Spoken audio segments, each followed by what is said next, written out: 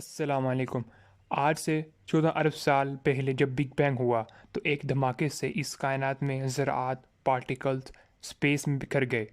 اور ایک دھواں بن گیا،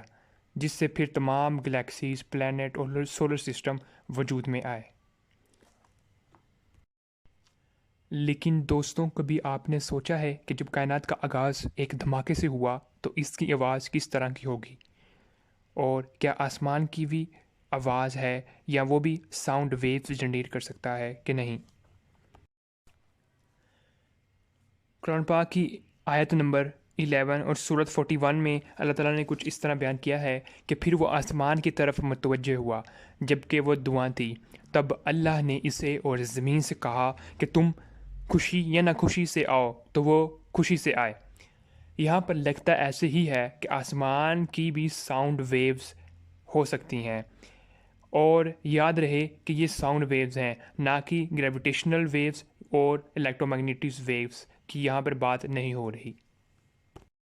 باقی کامل علم تو اللہ کے ہی پاس ہے، ہم تو اپنی لمیٹڈ سوچ سے سمجھ ہی سکتے ہیں۔ اگر ہم سائنس کو بھی دیکھیں تو وہ کائنات میں اس بگ بینگ کے بعد کی ریکارڈنگ حاصل کرنے میں کامیاب ہو گئی۔ جب بگ بینگ ہوا تو اس کے 3,80,000 سال سے لے کر 7,60,000 سال کے درمیان کی آواز کی ویو لینتھ زیادہ کانٹریکٹ تھی، لیکن جیسے جیسے ایکسپینشن اس کائنات کی ہوئی جو کہ ڈارک انرجی کی وجہ سے ہو رہی ہے، تو یہ ویو لینتھ زیادہ سٹریچ ہونے لگی، اور شروع میں یہ آواز زیادہ بلند تھی، پھر آہستہ آہستہ کم ہوتی چلی گئی۔ یہ آج سے 1400 سال پہلے قرآن میں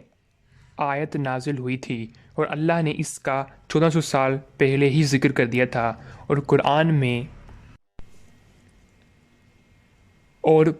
میں سائنس کی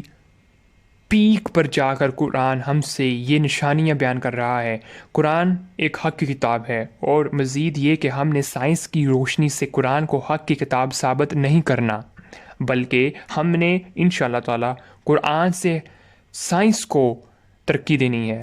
اور نوبل پرائز جیتنے ہیں۔ ہمیں نوبل پرائز کی کوئی ضرورت نہیں اگر ہم دین کامل اور حق میں ہیں اور دین اللہ تعالیٰ کے دین پر ہیں، لیکن ضرورت اس بات کی ہے جب ہم ٹیکنالوجی پر آگے ہوں گے، ٹیکنالوجی پر لیڈ کر رہے ہوں گے، تو پھر پوری دنیا، پوری پلانٹ ارتھ ہم سے متاثر ہو کر خود ہی اسلام قبول کر لے گی۔ السلام علیکم ورحمۃ اللہ وبرکاتہ۔ تو امید ہے آج کی